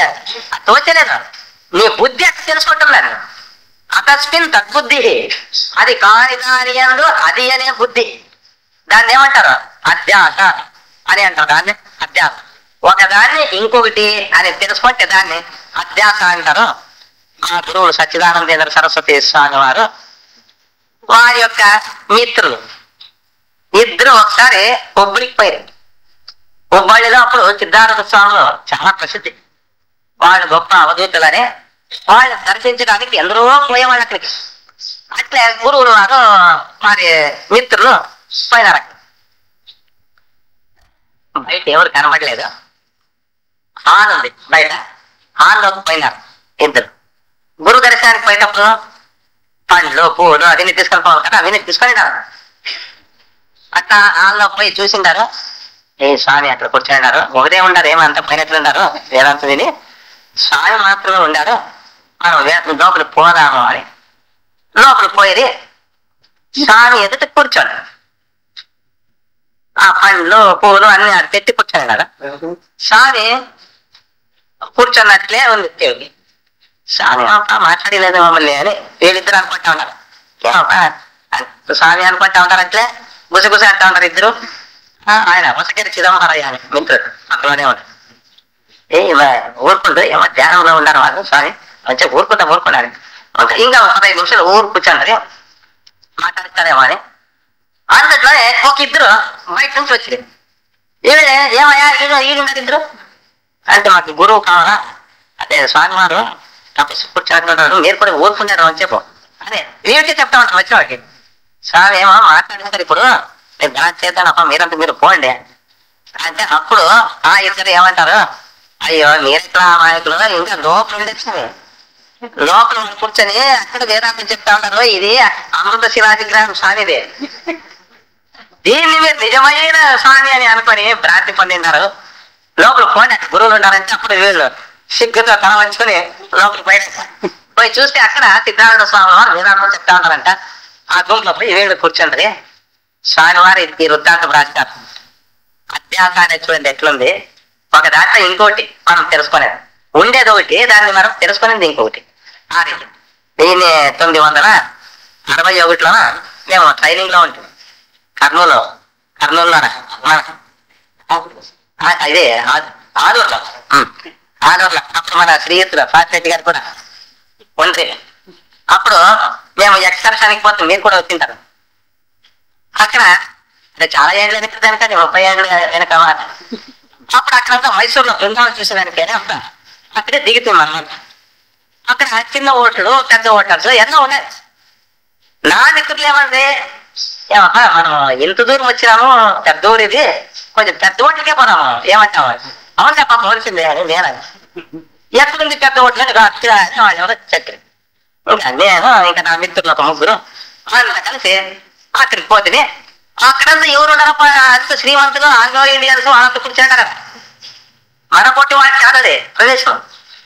ఇంకా లోపల పోతే అక్కడంతా భక్తి ఎవరు లేవుతున్నారు, దండి కూర్చోని మాకు సీటే లేదు. ఎక్కడ కూర్చోవాలా? అక్కడ హాల్ ఉంది, హాల్లో పరాము అని అక్కడ పట్టు ఆడేమన్నా ఖాళీ ఉంటే ఉండొచ్చు అని లోపల పోతే అక్కడంతా భక్తి, సీట్ లేదు. అక్కడ ఉండి కాకి తాగి రావాలనే కదా పోయినది. అంతా వాళ్ళంతా టిఫన్ చేసి వచ్చేస్తా ఉంటారు, కాకి తాగి తాగుతూ ఉన్నారు, అట్లా జరుగుతాం. ఇంకా లోపలికి పోతే అక్కడ ఉంటారు. ఆ తర్వాత ఇంకా ముందు పోదాం అనేది అక్కడ ఒకడు ఒక బెత్త పక్కన వచ్చింది. ఆగండి ఏమయ్యా అక్కడ అక్కడ కాలేదు, ఇంకా లోపలికి పోతాం. అది కాదు, అది అద్దము ఇక్కడ ఉండే వాళ్ళు అక్కడ కనబడతా ఉంటారు. అద్దం కదా, మీరు టీ కొట్టా ఉంటే అదే పనిగా నాకు ఇది చెప్పిన ఈ పని. మీ వంటి వాళ్ళు తిరుమూలు ఇట్లా వాళ్ళే వస్తూ ఉంటారు, నేను బెత్తం పట్టుకొనే ఉంటాను. ఇంకా ఉంది అక్కడ, ఇంకా ఇంకొక ఆడు ఉంది అని మీరు అనుకోవాల్సి వచ్చాము. ఈ తక్కువ వాళ్ళంతా అక్కడ ప్రతిఫలిస్తా ఉన్నారమ్మా అనేవాడు. అప్పుడు మనం నవ్వుకుంటూ తన వచ్చి బయటకు వచ్చేసాను. అప్పుడు నాకు అనిపించారు, అప్పుడే ఈ విచారంలో మునిగి ఉంది కదా. అప్పుడు అధ్యాస అంటే ఇదేరా, ఏదాంతో చెప్తారా తస్మిన్ తద్బుద్ధి అని. అది కాని దాని అంత అదే అనే బుద్ధి అధ్యాస అనే సూత్ర భాషలో శంకరాచార్య వారు చెప్పినారు కదా. అది ఆ రీతిగా అంటే వివర్తమానం ఒకదాన్ని ఇంకోటి అని తెలుసుకుంటా కదా. ఉండే బ్రహ్మకుని ప్రపంచం అని తెలుసుకుంటున్నారు అని అభిప్రాయం. దృష్టాంతం చెప్తే ఉన్నదే బ్రహ్మం, రెండవ పదార్థం లేదు. కానీ దాన్ని మీరు ఏమని తెలుసుకుంటా ఉన్నారు? ప్రపంచము అని తెలుసుకుంటాం. ఉండేదే రజ్జువు, దాన్ని సర్పము అని తెలుసుకుంటున్నాం మత చీకటిలో. ఉండేదే బయలు, దాన్ని నీలము అని తెలుసుకుంటా ఉన్నాం. అక్కడ ఉండేదేని సామాన్యంగా ఏదో ఒక ఆభరణం అక్కడ పడింది అని మేము అనుకుంటాం. కానీ దగ్గరపోయి చూస్తే అది ఏదో ఒక లోహ సామగ్రిగా కనిపిస్తుంది. ఒకదాన్ని ఇంకోటి అని మనం తెలుసుకుంటామా లేదా? కావున ఇట్లా ఈ అధ్యాస మనం పొందినాము. నిజంగా ప్రపంచము అనేది లేనే లేదు, ఉండేదంతా బ్రహ్మమే. దీన్ని నిరూపణ చేసేదానికి ఈ వివర్తవాదం అనేది ప్రవృత్తమైంది. ఇప్పుడు చూడండి, దీంట్లోనే ఉపాదాన కారణము, నిమిత్త కారణము అనే ఈ కారణాన్ని గురించి తెలుసుకునేది ఉంది. అది కొంత గ్రహిస్తాం. ఒక కుండ తయారైందమ్మా. కుండ తయారు కావాలంటే దానికి ఏం కావాలా? మృతికి కావాలి, పానక ముడి పదార్థం. దాన్ని ఏమంటారు? ఏ కారణం అంటారు? ఉపాదాన కారణం అనే. వృత్త అన్నుంటే అదంతా కుండ తయారవుతుంది. లేదు, చలితాన్ని మంత్రుడి కుమ్మరి ఉండే తీరాలి, అతడు నిమిత్త కారణం. సరే, ఇంకొక కారణం అంటే సహకారి కారణం అనేది ఒకటి. సాంఖ్యుల కాలంలో 3 కారణాలు చెప్తా ఉంది. ఆర్కికులు ఒకటి తక్కువ చేసి, శంకరాచార్యులు కూడా అదే మార్గాన్ని అనుసరించి వాళ్ళు 2 చెప్తారు. సహకారి కారణం కూడా మనం తెలుసుకోవడానికి మంచిదే. ఏం సహకారి కారణం అని? దండము, చక్రము ఇవన్నీ కావాలి కదా. దండము అంటే బెత్తలు ఇట్లా పెట్టడానికి, చక్రం కావాలా, తర్వాత ఇంకేం కావాలా? అగ్గి, నీళ్లు ఇవన్నీ కావాలి కదా. ఈ సహకారి ఏమప్పా వడ్రంగి మా ఇంట్లో కట్టే సిద్ధంగా ఉంది, కుర్చీ తయారు చేసి ఇవ్వాలా, మరి ఎప్పుడు వస్తావు మా ఇంటికి అని నేను అడుగు. రేపే వస్తాను సార్, వచ్చేసా ఇంకా ప్రారంభ పాత్ర సరే రమ్మంటే ఇస్తావా? ఇంట్లో ఎక్కడి నుంచి రావాలప్ప అనుకున్నవాడు. శుద్ధత ఈ స్వామి అది లేదా ఎందుకు తెస్తామప్ప మేము మాదయ్య స్వామి అవన్నీ పెట్టుకుంటాము. ఇవన్నీ నన్ను అడుగుతా కదా వజ్రంగి అని పేరు పెట్టుకొని నీవు ఇవన్నీ నన్ను అడుగుతావా? ఇవన్నీ నీ దగ్గర ఉన్నవా? ఈ సహకారి కారణాలన్నీ నీలోనే ఉంటాయి. నిమిత్త కారణం అంటే ఇవా నిమిత్త కారణం అంటే సహకారి కారణాలు కూడా దాంట్లో ఉండవా? సహకారి కారణం ప్రత్యేకంగా చెప్పలేదు కదా అని అన్నారు. అది నిమిత్త కాలంలోనే అంతర్గతంగా ఉంటుంది. ఒక దత్తి అంగి కుట్ట, దానికి ఉపాదానం ఏమి గుట్ట, నిమిత్తం ఎవరు దత్తి. ఇంకా అది సహకారి కారణాలు కదా, అది సూది, ఇంకా ఇది ఆ మిషన్, దారం, కత్తెర, ఇవన్నీ వాటికి నేను అందులోనే అంతర్గతం చేసుకోవాలి నిమిత్త కాలంలోనే అని అంటారు. అంటే ప్రపంచంలో ఏదైనా ఒక కార్యం జరగాలంటే కార్యం అంటేనే ఒకనొక ఫలితం. పని కాదు మళ్ళా, అంటే ఒక వస్తువు తయారయ్యేది కార్యం అని. ఒక వస్తువు తయారు కావాలంటే దానికి ఈ రెండు కారణాలు ఉండే తీరాలని ఒక నియమం అది. మీరు ఏదైనా తీసుకోండి ప్రపంచంలో, ఈ రెండు కారణాలు లేకపోతే ఆ పని జరగదు. ఈ రెండు కారణాలు ఉండే తీరాలి. వంట తీస్తావా అక్కడ కానీ ఉపాదానం ఉండాలా, చేసే నిమిత్త కారణం ఉండే తీరాలి. ఇంకా వ్యవసాయం చేస్తావా, వ్యవసాయంలో కూడా అంతే. అన్ని రంగాల్లో చూడండి, ఏదైనా ఒకటి తయారైనప్ప అంటే దానికి ఈ రెండు కారణాలు లేదా మూడు కారణాలు ఇవి ఉండే తీరాలనే ఒక నియమం మనం పెట్టుకున్నాము. ఈ నియమం సరేనా అని దాంట్లో ఇక్కడ ఏమి అంటే ఈ రెండు కారణాలు ఎట్లా ఉండాలంటే వేరువేరుగానే ఉండాలా. అది ఒక పరిణామం. ఎట్లా కుండ తయారు చేసేవాడు వేరే ఉండాలా, మృత్తిక వేరే ఉండాలా. అది కదా మనం అంటా ఉన్నది. ఆ మృత్తికయే ఆ మన్నే కుమ్మరివాడు, మన్ను కుమ్మరివాడు ఇద్దరు కలిసి ఉంటారే, ఇద్దరు ఏకంగా ఉంటారు. మన్ను ఒక తట్టు ఉంటుంది, కుమ్మరి ఇంకో తట్టు ఉంటారు. అంటే నిమిత్త కారణము ఉపాదాన కారణము రెండు అంటుకొని ఉండేది. అది విడివిడిగా ఉంటుంది. అట్లా మనం చూస్తూ ఉంటాం కదా, దత్తి విషయంలో అంతే కదా, కంసాలి విషయంలో అంతే.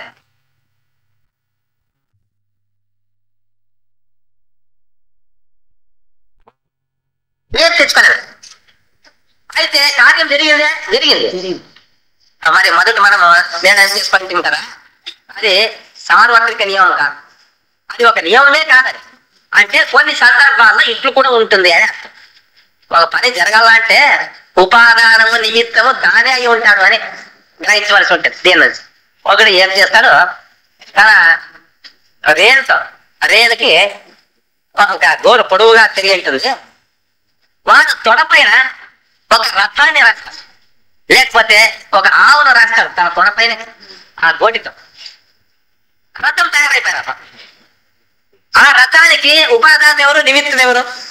దారే కదా, విడివిడిగా లేదు. ఉపాదానం నిమిత్తము విడివిడిగా ఉన్నట్లు మనకేమన్నా చూస్తా ఉందా? లేదే. అప్పటికేమర్థము, ఉపాదానము నిమిత్తము రెండు తాదాత్మ్యంగా ఉండవలసిన లేదు, అది వేరువేరుగా కూడా ఉండొచ్చు అని తెలుస్తుంది కదా. ఒక కార్యానికి ఉపాదానము నిమిత్తము. అట్లే పరమాత్మ ఈ చరాచర విశ్వానికి ఉపాదానం ఆయన, నిమిత్తం ఆయన. ఆయన పరమాత్మ, ఆయన ఈయన అనేది కాదు. ఎవరు బ్రహ్మం అంటే అయమాత్మ బ్రహ్మ. నీవు నిద్రపోయిండావు, ఎప్పుడు ఏమో కళ పడే, ఆ కళయందు ఇట్లా ప్రపంచము అట్లు కూడా ఉంటుంది. అక్కడంతా ఆ కళయందు ఎన్నో వ్యవహారాలు చేసుకుంటా ఉండాలి. కళయందే అన్ని వ్యవహారాలు చేసిండావు. తర్వాత అంత ఆ జగత్తు అంతా నిన్ను అంటుకొని బయటకు వస్తుంది, నిన్ను అంటుకొని రా. అదంతా సృష్టి అయింది ఎక్కడ? నీలోనే. స్వప్న జగత్తు బయట కాదు సృష్టి అయింది, నీలోనే కదా. నీలోనే అది సృష్టి అయింది. తర్వాత నీలోనే ఉంది కడకేమో, నీలోనే అంత వాయువైపోయి నీలోనే అన్నప్పుడు మరి అంత ఆ స్వప్న జగత్తుకి ఉపాదానం ఎవరు, నిమిత్తం ఎవరు? ఆ స్వప్న జగత్తు తయారు చేసేదానికి మన్ను అది తీసుకుని పోయింది వెనక ఏం లేదు. కావున కళ నుండి ఉపాదానం అంతా తానే ఉపాదానం. దానికి స్వప్న జగత్తుకు తానే ఉపాదానం, తానే నిమిత్తం కదా. కావున ఈ చరాచర విశ్వం కూడా మన అనుభవంలో ఉండేది ఈ స్వప్న విచారం. తర్వాత ఆ స్వప్నం అంతా పోయింది.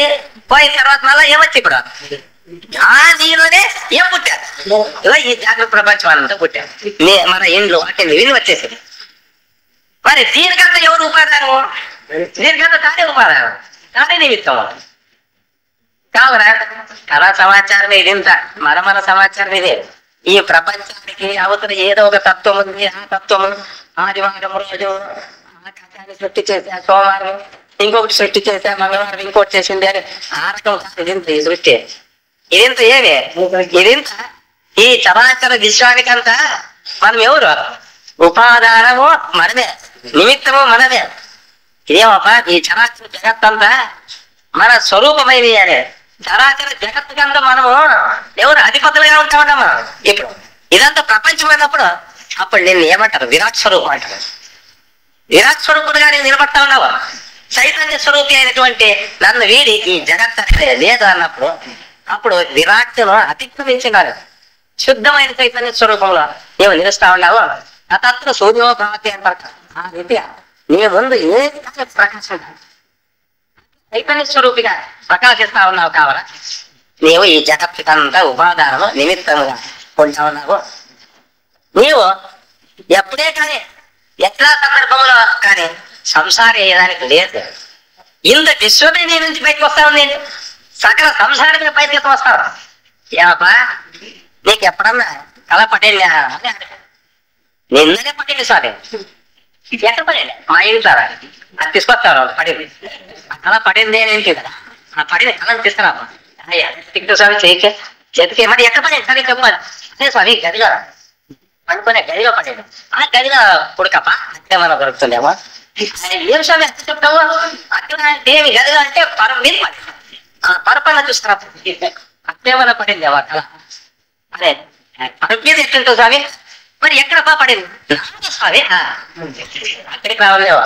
అందుకే ఈ ప్రశ్న నీలో పడింది చూడు. తెలుసా పడి ఏమయ్యాది? కొంతసేపు ఉండి పోయా దాంట్లో ఏమొచ్చా? ఈ జగత్ అంతా ఈ జగత్ అంతా ఇప్పుడు నీ ఉపాధి నిమిత్తం. నిన్నే చూడ అన్ని శృతులు శాస్త్ర శీర్ష అందరి తనలు నీ తనలే, అందరి కన్నులు నీ కన్నులే, అందరి శరీరాలు నీ శరీరాలు. ఓం సహస్ర శీర్ష పురుష సహస్రాక్ష సహస్రప సమూహిం విశ్వతో రుద్వా అత్యతిష్టంగులం పురుషం సర్వం యద్భూతం యచ్చ భవ్యం. ఈ రీతిగా నిన్ను కొనియాడుతా ఉన్న ఈ స్వరూపాన్ని నీవే సాక్షాత్ విరాట్ స్వరూపుడు చూడప్ప. నీవు ఈ రహస్యం తెలుసుకోకుండా నాకే భార్య ఉంది, పిల్లలు ఉన్నారు, కళ వస్తా ఉంది, నాకైతే ఏమి అరే తల పట్టుకొని మనం కూర్చుంటా ఉన్నాం కదా. విరాట్ స్వరూపుడు తల పట్టుకొని కూర్చుంటారే. విరాట్ స్వరూపుడు తల పట్టుకొని కూర్చునేవాడు కాదు. కొండలన్నీ వచ్చి తన నెత్తి పైన పడుతూ ఉన్నప్పటికీ వాటన్నిటిని తన ఎడమ చేతితో అనేస్తారు. ఆ శాస్త్రం బ్రహ్మజ్ఞానికి లభిస్తుంది. ఎందుకప్ప అంటే అతడు విరాట్ స్వరూపం, చరాచర జగత్తుకంతా అధిపతిగా ఉంటా ఉన్నారు. ఇప్పుడు బ్రహ్మజ్ఞానులైనటువంటి వారంతా వాళ్ళెవరు? విరాట్ స్వరూపులు. బ్రహ్మజ్ఞానులు కాని వారంతా వాళ్ళే సంసారులు, జీవులు అంటాం. మరి ఏం కావాలా? మనం విరాట్ స్వరూపులు అయితే ఈ చరాచర జగత్తుకు ఆవల కూడా ఉంటావారు. సభూమి విశ్వతో రుత్వ అత్యతిష్ట దశాంగులు అని అంటారు. భూమికి అంతటా వ్యాపించి భూమి ఒకటే కాదు, ఊరికి భూమి ఉపలక్షణం. భూమి అని చెప్తే ఆకాశం, వాయువు, అగ్ని అన్ని చెప్పాల్సిందే. జగద్గురువు వారు మా ఊరికి వస్తా ఉన్నారంటే జగద్గురువు ఏదో ఒక బస్ ఎక్కి వస్తారు. ఆయన ఎంతో మంది మార్గబలము అది ఇది ఉంటుంది కదా. ఏకైన భవనాంగ్రహణం ఉపలక్షణం చాలా ముఖ్యమైన ఒక్క చెప్తే అది ఉపలక్షణం కావున అక్కడ ఏం చెప్తారు? పృథివ్య సభూమి విశ్వతో రుత్వ అంతటా ప్రపంచం అంతటా వ్యాపించేసి అత్యతిష్ట దశాంగం. దానికి 10 అంగాల పైన కూడా ఉండవాలి. ఆ స్వరూపంలో ఉండాలి. బ్రహ్మజ్ఞానం అత్యతిష్ట దశాంగులం 10 అంగాలు అంటే సరిగ్గా మనం స్కేర్ తీసుకురావాలా కొలిసి అంటే 10 అంగాల పైన అంటే ఏం అభిప్రాయమో దేన్ని కానీ అంటుకోకుండా నిర్విశేషంగా నిరాకారంగా ఈ స్వరూపం ఉంది అనే అభిప్రాయమే కానీ వేరేదేమి కాదు. అది ఆ విధంగా ఉంటుంది. అంటే ఈ వివర్తవాదాన్ని శంకరాచార్య వారు ప్రతిపాదన చేసినారు. చూసుకోండప్ప మీ అనుభవంలోనే ఈ జగత్తంతా ఎక్కడి నుంచి ఉత్పన్నమైంది అనేది చాలా ముఖ్యమైనది. ఎక్కడో బ్రహ్మతత్వం నుంచి తయారైంది అనేది కాదు, నీలో నుంచే తయారైతా ఉంది ఈ జగత్. నిన్ను వీడి ఏ వస్తువు కానీ లేదే లేదా అని ఇక్కడ శాస్త్రాలు చెప్తా ఉండేది. ఇంకా ఇంతే కాదు, మాయా సత్కార్యవాదం అనే దీన్ని. మాయా సత్కార్యవాదం అంటే ఇది ఊరికే అవిద్యాకృతి కనబడుతుంది అని. ఏం స్వామి ఇది ఎంత కనబడతాను కదా మన ప్రపంచం, దీన్ని లేదు అనేది ఎట్లా అని అడగొచ్చు. ఒకసారి ఇంజూరు అనే ఒక గ్రామానికి ఏదో వినోద ప్రదర్శన చేసేదానికి వచ్చింది ఎవరెవరు. మా దగ్గర తప్పిట ఉంది, తప్పితే వాయింది. తప్పిట వాయించే వేళకి పిల్లవాడు పెద్దోళ్ళు మోస్తోళ్ళు అందరూ కూడా ఏమో చూపిస్తారా, ఏమో సర్కస్ ఏదో చేస్తారు, ఏమైనా ఆడతారా అని అందరూ వచ్చేసినట్టు. అంత గుమిగూడేకి వాడు ఇంద్రజాల విద్య ప్రదర్శించేవాడు.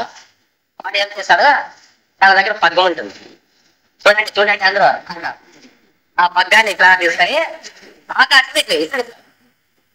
పగ్గం పోయింది పోయింది పోయింది పోయింది పైకి పోయింది. ఆ పగ్గం యొక్క క్రింది కూడా ఇట్లా పట్టుకొని ఇట్లా నిదారుగా నిలబడింది. ఆ పగ్గం తన యొక్క సంచులారా ఒక పగ్గం తీసుకుని, ఓ జగలారా చూస్తే చూస్తే నేనేం చేస్తాను అనేది చూడండి. ప్రపంచంలో అందరికీ చావు తప్పదు, వేదాంతం చెప్తా ఉంటాను. పుట్టినవాడు ప్రతి ఒక్కడు చనిపోవాలా, స్వర్గంలో అమృతం ఉందంట. ఆ అమృతం తీసుకొని వచ్చి తాగిస్తే మేమంతా చనిపోయినారు. ఆ పని చేయాలని ఉన్నారు, స్వర్గానికి పోతా ఉన్నారు. ఆ దేవేంద్రుడు ఏమైనా ఎదురు మాట్లాడితే ఈ ఖడ్గం తీసుకున్నారు. ఈ ఖడ్గంతో యుద్ధం చేసి అటువంటి అమృత కలశాన్ని మీకోసం తెచ్చడానికి పోతా ఉన్నారు. ఏమంటారు, పోదా అని. పోతా అని చూస్తావా, ఏం చేస్తాను ఇంకా ఆ పగ్గాన్ని పట్టుకొని ఎక్కడ ఉన్నారు పోయినాడు పోయినాడు పోయినాడు పైకి పోయినాడు. మేఘాల్లో కలిసిపోయాడు. అంత చూసి ఏమాచ్చాడు వాడు ఎక్కడ పోయాడు అని అవతల చూస్తారు. పైన ఇది ఎక్కడ పోయినా అరే మేఘాల పై కదా పని కొందరు మేఘాలు ఎక్కిపోతారా మన కన్నంతో చూస్తాం కదా పైకి పోయినది. అవునవును మరి ఇప్పుడు ఏమో అమృతం చేస్తానని పోయినది చూస్తాము. ఏం చేస్తారు కొంతసేపటికి తల అయ్యో చనిపోయా కదపా అని జనులంతా భయపడతా ఉన్నారు. పాలు పడిపో ఒక చెయ్యి కింద పడిపోయా అందరూ దిగ్భ్రాంతులు అవుతా ఉన్నారు. అప్పుడు వారి భార్య గట్టిగా అడుగుతుంది, ఓ జనలారా చూడండి, మీ అందరికీ అమృతం తెచ్చిచ్చి మిమ్మల్ని అమరులుగా చేయాలని నా భర్త ఇట్లా పైకి పోయినాడు. అమృతం తెచ్చడానికి అక్కడ దేవేంద్రుడు ఖడ్గంతో ఇట్లా తంకేది మీరు ప్రత్యక్షంగా చూస్తా ఉంటారు కదా. కావాలా నా జీవితం ఎట్లా ఇప్పుడు నేను బతికిన ఎట్లా 10 మంది తెలుగు ఏం చేయాలా అని అంటే అప్పుడు అక్కడ వాళ్ళంతా ఒకటి 100 రూపాయలు, ఒకటి 50 రూపాయలు, ఒకటి 20 రూపాయలు ఇట్లా ఇచ్చేందుకు అది ఇంకా ఆమె మూట కట్టి అది నిన్నటి మూట కట్టి ఆ తప్పి తీసుకొని టప్ టప్ టప్ అని ఇట్లా పట్టే వస్తే వస్తాను ఎక్కడో రోడ్లు ఇంకా వస్తే అని ఆ గుంపులో చేర్చుకొని లోపల కొట్టి కట్టేస్తాడు. ఎంత మోసం చేస్తాడు మేము నిజమాని కొన్ని చచ్చిపోయాన్ని మనం ఉన్నప్పుడు ఇక్కడ బతికే ఉంటారు కదా. ఏమయ్యా ఎంత మోసం చేస్తాడు, నేనేమో చనిపోయినావని మేము అనుకుంటే బతికొచ్చినా కదా ఇంకా మోసం చేయగరా అని అంటే వాడేమంటాడు, కొంచెం ఆగండప్ప నేను విద్య ప్రదర్శించిన నా దగ్గర ఉండే విద్య ప్రదర్శించినందువల్ల మీరు తప్పిస్తుంది. ఇదే మీలో ఎవరన్నా ప్రదర్శించినట్లు తీసుకొని ఈ డబ్బా తీసుకోండి నాకే తప్పైన ఇష్టం లేదు. మరి ఎవరు వస్తారు రా ఎవరికి మాట్లాడుకున్నట్ల అదే పోయేది ఊరికి పోతే మరి అట్లా ఏం జరిగింది అట్లా. నేను ఇంద్రజాల విద్య అంటే వాళ్ళ దగ్గర ఏదో ఒక మంత్రం ఉంటుంది. ఆ మంత్రాన్ని ప్రయోగించడానికి ఊరికి అట్లా తోస్తుంది వచ్చిన వాడు అక్కడ వచ్చినటువంటి ఎవడో ఏమో పోయినట్లు నిజంగా వీడ పోయినాడు అని మంత్రం ప్రకారం చూస్తే ఊరికి తోపిట వాడు పైకి ఎట్లా తర్వాత వాడి తల పడినట్లా తోపిట కూడా అయితే పట్టిన వాడు కదా వాడు ఎక్కడ ఉండేవాడు భూమి పైన ఉంటున్నాడు. వాడు ఎవరికి కనపడుకున్నట్లు ఆ గుంపులో పైన అందరూ చూసేటప్పుడు నెలలో కింద పోయాడు. పైకి పోతాడు కదా వాడు వాడు పక్కన పట్టుకుని వాడు పైకి పోయినప్పుడు అందరూ ఎవరు చూస్తారు వాడు ఏం ఎవరు చూస్తున్నాడు అందరూ చూస్తారు. ఆ గుంపులో ఎక్కడ దూరం ఉంటాడు వాడు ఏదో కింద పడినట్లు అది అట్లా వాళ్ళు మాత్రం చేస్తారు. తర్వాత వాడు ఆడతాడు. ఇట్లా ఇది ఇప్పుడు చెప్పింది వృత్తాంతం ఉంది కదా, ఇది ఎవరు చెప్పింది అంటే నేను చెప్పింది అని కాదు, శంకరాచార్యులు చెప్పింది. శంకరాచార్యులు ఎట్లా చెప్పారు అసలు అంటే మాయాయి సూత్ర ప్రసారణ సమహ అనే శంకరాచార్యులు చెప్తారు భాష్యంలో, మాండవ్య కారికా భాష్యంలో ఈ విచారం వస్తుంది. ఈ ఎరియూరులోన దీన్ని ప్రదర్శించినట్లు మా తండ్రి వారు చెప్తారు. ఇంకా జర్మనీలో ఈ రోజుకు దీన్ని ప్రదర్శించే వారు ఉన్నారని అధ్యాత్మ ప్రకాశంలో అంటే 1930 అధ్యాత్మ ప్రకాశ పత్రికలో మన గురువుల వారు దాన్ని తెలిపారు. ఇప్పటికీ ఆ విద్య ఉంది ప్రదర్శించేది. పూర్వానికి శంకరాచార్యులు గౌడపాదాచార్యులు చెప్పినారు. దీనికి వేదాంతానికి ఏం సంబంధం వాడి భూమి పైన ఉన్నాడు, అందుకే అట్లా నానారకాలుగా తోస్తూ ఉన్నాడు వాడు. ఆయన నిర్విచారంగా వాడు అట్లా ఉన్నాడు కదా. ఆ రీతిగా చూడప్ప నీవు నిర్విశేషము నిరాకారము శుద్ధ సచ్చిదానంద స్వరూపి.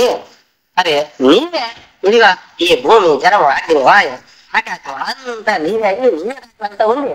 మళ్ళా నీవు ఉండవు.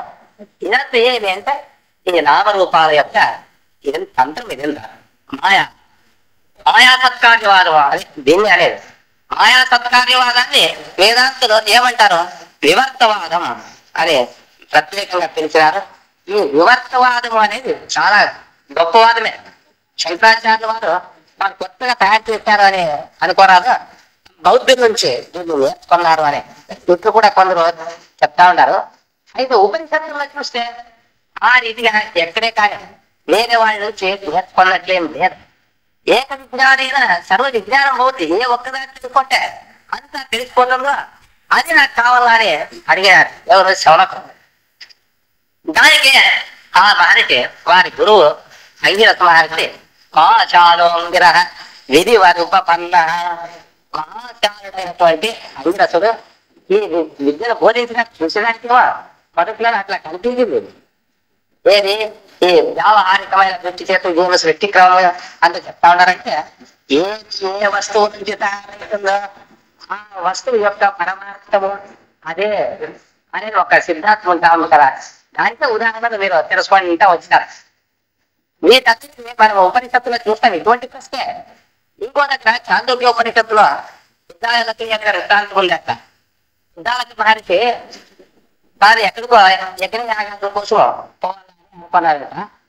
అప్పుడు పిల్లవాడిని ఒక గురుకులంలో వదిలిపెట్టారు శ్వేత చెప్పారు. యజ్ఞయాగానికి వెళ్ళిపోయారు. ఈ పిల్లవాడు విద్యాభ్యాసం అంతా చేసినాడు, ఇంటికి వచ్చినాడు. ఆ వేళతో తండ్రి కూడా వచ్చాడు. ఏమన్నా విద్య అంతా ముగిసిందేమా? ముగిసిందా? ఓ అప్పుడే అర్థం నేర్చేసా నేర్చుకున్నాను. అట్లయితే నేను ఏదైనా ఒక ప్రశ్న అడుగుతానో ఆ ప్రశ్నకు జవాబు చెప్తాను, ఏదైనా అడగండి అని గర్వంగా మాట కుమారు. అప్పుడు తండ్రి ఏమంటారు? ఆయన ఏ ఒక్కదాన్ని వింటే అంతా విన్నట్లయితుందో, ఏ ఒక్కదాన్ని తెలుసుకుంటే అంతా తెలిసినట్లయితుందో, ఏ ఒక్కదాన్ని విచారిస్తే అంతా విచారించినట్లయితుందో ఆ తత్వాన్ని నీ గురువు నుంచి తెలుసుకున్నావా అని అడిగే వేళకి అలా మంచేసింది. మనసులో అనుకుంటా ఉన్నాడంట. గురుకులాశ్రమంలో ఋగ్వేదము, యజుర్వేదము, సామవేదము, అథర్వణ వేదము, శిక్ష, వ్యాకరణము, ఛందస్సు ఇవన్నీ నాకు నేర్పుతున్నారు. కానీ ఈ ప్రశ్న ఎక్కడ కానీ తటస్థం కాదు. 12 ఏళ్ళు విద్యాభ్యాసం చేసినా ఎక్కడ కానీ ఇది రాదు కదా. మా తండ్రి గారు నాకంటే గొప్పవారు, వారు మహాత్ములు. అవునా? వారు ఈ ప్రశ్న వేస్తారు, ఈ ప్రశ్నకు జవాబు ఇచ్చే యోగ్యత నాకు లేదు కదా అని వెనకంటే నేను తెచ్చుకొని అప్పుడు తండ్రి యొక్క పాదాల పైన పాడతాం. ఏమంటాడు? ఓ భగవాన్, మీరు అడిగినటువంటి ప్రశ్నకు జవాబు నేను ఎప్పుడు కానీ వినలేదు, నాకు ఆ జవాబే తెలీదు. నాకు జవాబును అనుగ్రహించి దండిగా చేయాల అని. చూడండి, ఆ పిల్లవాడు అంత మట్టుకు అడిగింది ఎక్కువే. ఇంకొకరు అడిగితే ఇప్పుడు ఈ కాలంలో మనమే మన పిల్లవాడిని అడిగితే వారికి ఎలాంటి లేదు. అందుకే మన పిల్లవాడు చెప్తారు ఏమిటా రాదు. అంటే ఎంత కాలం పాటు వాళ్ళు బిఏ చదివి ఉండొచ్చు, అక్కడికి జీవించారు. పరమాత్మ విచారం ఎట్లుంది ఇది అట్లా ఆత్మ విచారము ఏదుందో దాన్ని మనము బాగా నేర్చుకోవాలంటే స్వతంత్రంగా నేర్చుకోవాలంటే అవకాశం మనము గురువు నుంచి నేర్చుకోవాలి. గురువు ముఖ్యమైన జ్ఞాతవ్యం నటు స్వతంత్రత్వం. స్వతంత్రంగా నేర్చుకోవడానికి లేదు కదా, గురువు దగ్గరే నేర్చుకోవాలా. సుకేశాది మహర్షులు వాళ్ళు సామాన్యులు కాదు, వాళ్ళు రాజపుత్రులు. రాజపుత్రులకి కావలసినంత ఐశ్వర్యం ఉంటుంది, భోగభాగ్యాలు ఉంటాయి, వాటిని అనుభవించవచ్చు కదా. గురువు దగ్గరికి పోవాలనేది ఏముంది? ప్రతి మనిషిలో ఈ ఋతులు వస్తారు కదా, వాళ్ళంతా గొప్ప గొప్ప ఐశ్వర్యవంతులు, భోగ సామగ్రి కలిగినటువంటి వారే. అయితే వారు అదంతా అనిత్యము అని నిశ్చయించుకున్నారు. నాస్తి అత్యుత విధేయర కర్మాతీతమైన ఆత్మ కర్మతో గోచరించేది కాదు. అత్యుత కృతేర అది విజ్ఞానార్థం. అట్లాంటి జ్ఞానం మనం పొందాలని వారు అక్కడ ఉండే ఆ పితృనాథ మహర్షి సమీపించి అతని దగ్గర ఆ సుకేశ్వరు ప్రశ్న అడుగుతారు. కుతూహవా ఇమా ప్రజాయంత అనే ప్రశ్న అడుగుతారు. అది ఈ సృష్టి విచారమే, అదే నిజం కాదు. ఈ ప్రపంచం యొక్క సృష్టి ఎట్లా దొరికింది, ఇది చాలా కౌతుకమైనటువంటి విషయం. అది ఈ ప్రపంచం ఎట్లా పుట్టింది అడుగుతాం కదా, దానికి ఏదో ఒక సమాధానం చెప్పాల్సి ఉంటుంది. ఉపనిషత్తుల్లోన ఎన్నో రకాల పద్ధతులు ఉన్నాయని ముందు మీరు వింటు. సృష్టి క్రమంలో నానా రకాల అవి స్ఫులింగా అని గౌడపాదాచార్యుల యొక్క అభిప్రాయం వింటూ ఎన్నో రకాలు ఉన్నాయి.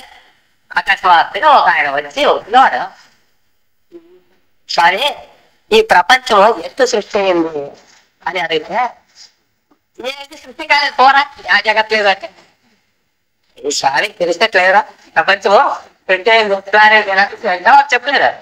జవాబు చెప్పకుండా చెప్పమాట. ఇంకా ఇంకొక దగ్గర ఇంకొక వ్యక్తి వచ్చి, ఏం స్వామి ఈ ప్రపంచం అద్భుతంగా కనిపిస్తాను కదా, దీన్ని ఎవరు తయారు చేసిండొచ్చు అని అడుగుతారు. ఎవరు తయారు చేసిండొచ్చు, ఎప్పుడు తయారు చేసి ఉండొచ్చు అని అంటే అప్పుడు జవాబు చెప్పాలి కదా.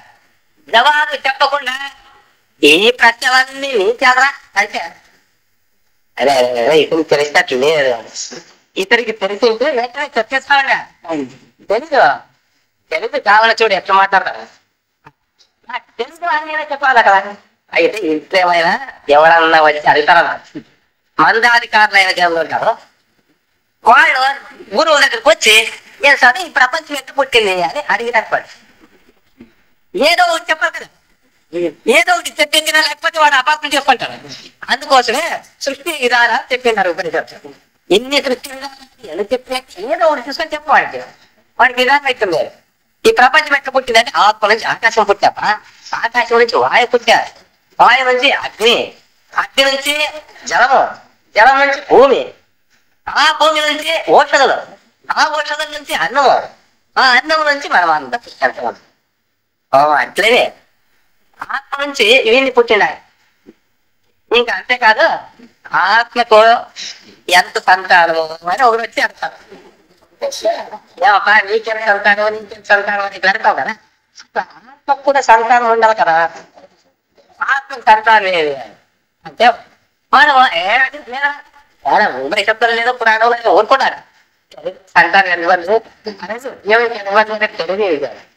ఇంకొక స్వామి దగ్గర పోయా, ఏ సరే ప్రపంచంలో అంత వివాహం చేసుకుందాం అంత సంతానం ఉంది, మరి దేవుడు చాలా పెద్దోడు కదా ఆయన, మరి ఆయనకి భార్య పిల్లలు ఉండాలని పురాణాలు కూడా చెప్తా ఉండాలి, సంతానం ఎంతండి అని అంటే సంబంధం లేదా పురాణం కాదు.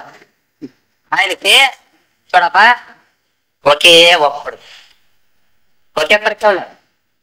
ఎవరు ఆ కొడుకు అని అంటారు. ఆ కొడుకు ఆకాశం.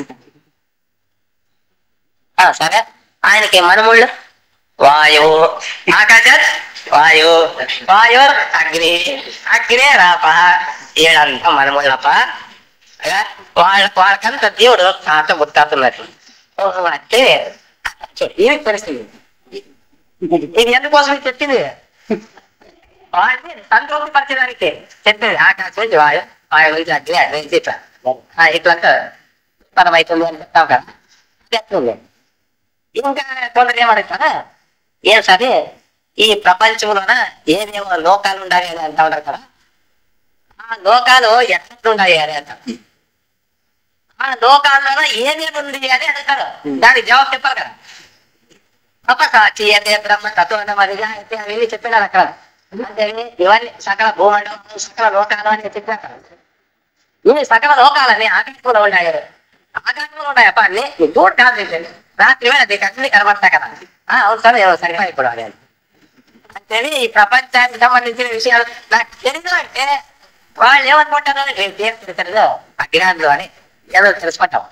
వాళ్ళని ఒప్పించడానికి కోసమే ఇది ఒక దగ్గర పిల్లవాళ్ళకి కథ చెప్తారు.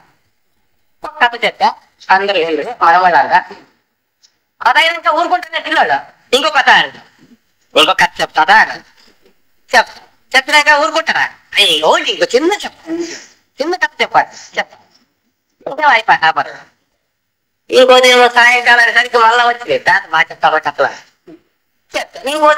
ఇంకోదేమో చెప్తా ఎన్నున్నావో అన్నీ అయిపోయాయి. రాత్రి కథలు లేవు అడుగుతా ఉన్నారు. కథ చెప్పు అని అడుగుతా ఉన్నారు. అప్పుడు కథ చూడండి చెప్తారు. బుద్ధిమంతుడాయన ఆ ముసలాయన, అరే ఒక ఊర్లోన రాజు రాణి ఉంది, వాళ్ళు చాలా బీదోళ్ళు, గుడిసెలో ఉండ్రి అంటారు అందరు. గుడిసెలో రాజు రాణి బీదోళ్ళు ఎక్కడ ఇస్తారో కథ చెప్పాలంటే చెప్తారు. గుడిసెలో ఉండేది ఇద్దరు చైతన్యపోతా ఉండరు అని అంటా ఉంటే వాళ్ళంతా ఎట్లా పిల్లలు అంటే 4-5 చిన్న పిల్లలు వాడు అంటాడు. ఆ కథ 20 చిన్న పిల్లలు కథ మీరే మీ కథ మీరే అంటే నేనేమో రాజరాణి ఉండ్రి అని వినపడినట్టు వాళ్ళు రాజరాణి తీసుకోవడానికి రాజరాణి రాజరాణి తీసుకోవడం ఎట్లయితారు. ఇంకా ఏమంటావు, వాళ్ళు గుడిసెలో ఉండ్రి, గుడిసెలు ఎట్లుంటారు వాళ్ళు రాజరాణి అని. తర్వాత ఇంకా ఏది వాళ్ళు శనికాయలు అమ్ముతా ఉండరు. శనికాయలు ఎట్లా అమ్ముతారు వాళ్ళు, ఏ కథ ఇది చెప్తారు ఇంకా వాళ్ళ కథ పోటీ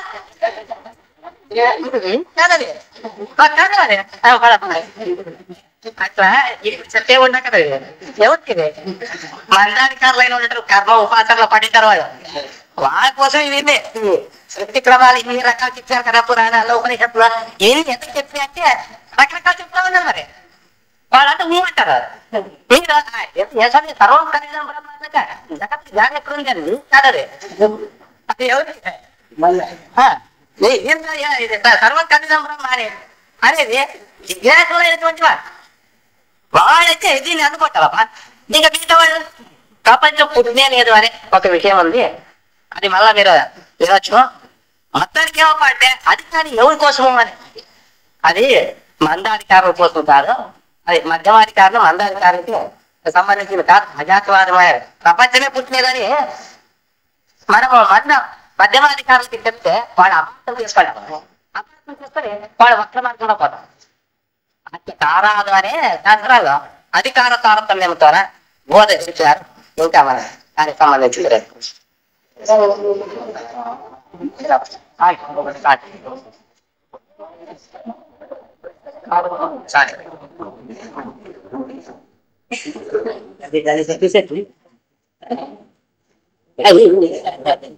అది